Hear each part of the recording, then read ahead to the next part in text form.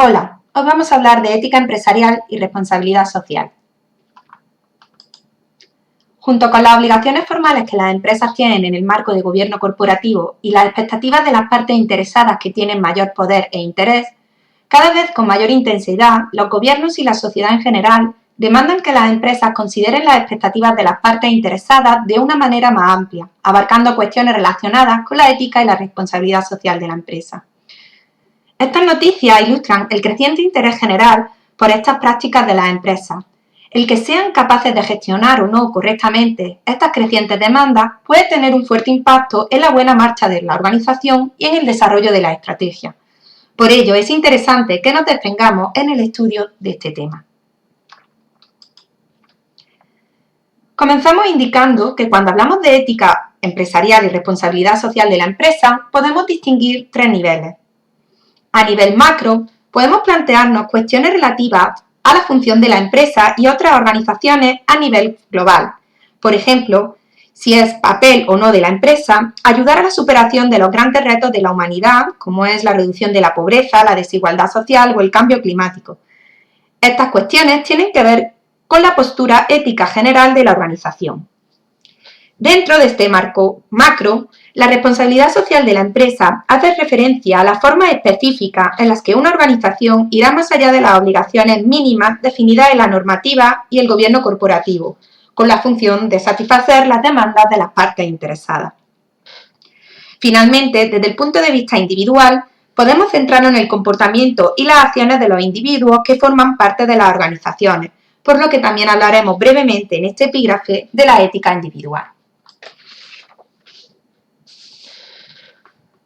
Comenzando con la postura ética de la empresa, que de acuerdo con Johnson y sus coautores es el grado en el que una organización superará sus obligaciones mínimas con las partes interesadas y la sociedad en su conjunto, nos encontramos que las distintas organizaciones adoptan posturas muy diferentes que se pueden resumir en 4 estereotipos.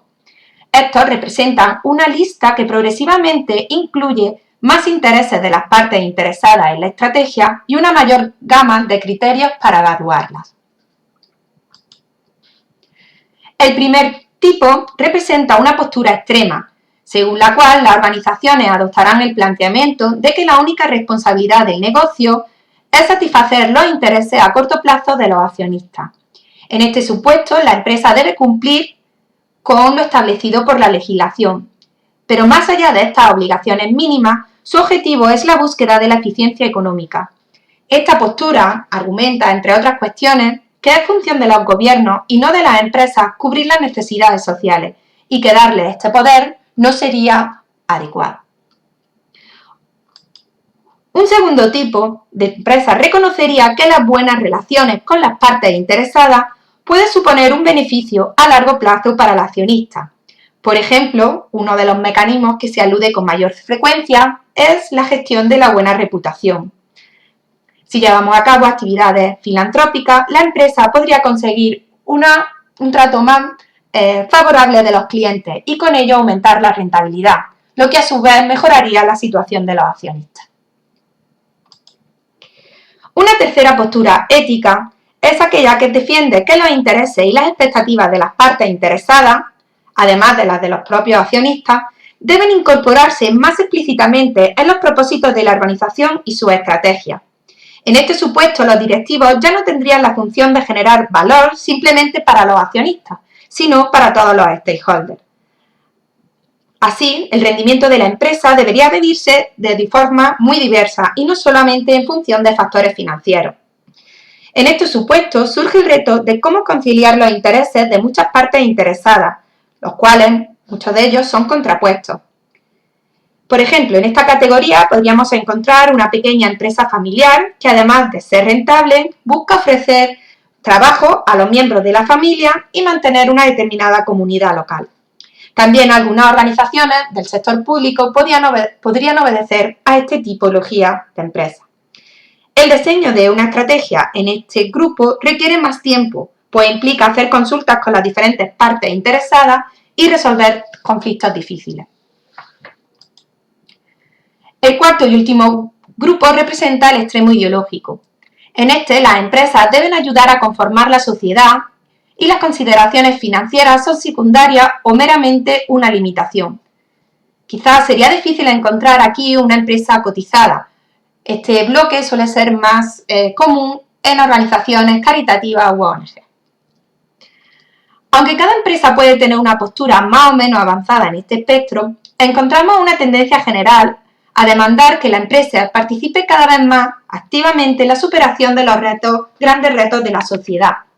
De hecho, en este punto quisiera hacer una breve mención a los Objetivos de Desarrollo Sostenible que fueron acordados en el marco de Naciones Unidas en el año 2015 y cuyo horizonte temporal se plantea hasta el año 2030. Lo que es destacable respecto a los objetivos predecesores, los objetivos del milenio, es que aquellos ponían el acento en los gobiernos para su consecución. En cambio, en los Objetivos de Desarrollo Sostenible se alude expresamente a la importancia de la empresa para superar estos retos, por su gran capacidad de movilización de recursos y capacidades, por su estructura global y por su papel en la generación y en la superación de estos grandes retos de la humanidad. Entre estos retos encontramos evitar el hambre y la pobreza, evitar desigualdades, llegar a tener ciudades sostenibles, garantizar la paz y la justicia para todos, la salud o la educación. Cuando hablamos de responsabilidad social de la empresa, nos referimos, de acuerdo con Johnson y sus coautores, a la forma específica en la que la empresa supera sus obligaciones mínimas respecto a las partes interesadas y el gobierno corporativo, incluyendo consideraciones sobre cómo reconciliar las demandas en conflicto respecto a las distintas partes interesadas. En este punto resulta útil distinguir partes interesadas contractuales, como pueden ser los proveedores, consumidores o empleados, que están más protegidos por la legislación, y las partes interesadas de la comunidad, como podrían ser las comunidades locales, que no reciben el mismo nivel de protección legal y por tanto deberían ser los que recibieran una mayor atención al establecer las políticas de responsabilidad social. Una de las cuestiones más vitales en relación a la responsabilidad social de la empresa es la comunicación de la misma y la capacidad de ofrecer garantías sobre la realidad de las prácticas que la empresa alude que desarrolla. En este sentido, se ha avanzado mucho a través de la existencia de diferentes organismos internacionales que han establecido enfoques que facilitan la comunicación y la certificación, tales como las normas ISO, la certificación EMAS o los criterios del Global Reporting Initiative, entre otros. Destacar que en Europa, a partir del año 2019, es obligatorio que las empresas que cumplen una serie de requisitos de tamaño publiquen anualmente un informe no financiero con información sobre sus prácticas de responsabilidad social corporativa, lo que es un gran paso hacia la estandarización de la información sobre el comportamiento de la empresa. Finalmente, a nivel individual, simplemente reflexionar sobre la ética individual de los directivos a la hora de tomar decisiones estratégicas. Son muchas las decisiones empresariales que plantean dilemas difíciles para los directivos. Johnson y sus coautores ejemplifican a través de distintos supuestos algunas de estas decisiones difíciles. Por ejemplo, como aquel directivo que debe decidir entre cerrar una mina, que es el sustento de una economía local, por no ser rentable para la empresa abordar mejoras necesarias en su seguridad. Si no cierra la mina, puede producirse un accidente. Si cierra la mina, puede generar una gran presión en la región al generar un fuerte desempleo. Si hace las mejoras para garantizar la seguridad de la mina, puede perder a los accionistas, ya que la empresa podría dejar de ser rentable. Como en este ejemplo, los directivos suelen tener una posición poderosa dentro de las organizaciones, ya que poseen la información y los canales de influencia que no están al alcance de otras partes interesadas. Este poder conlleva la responsabilidad ética de comportarse con integridad.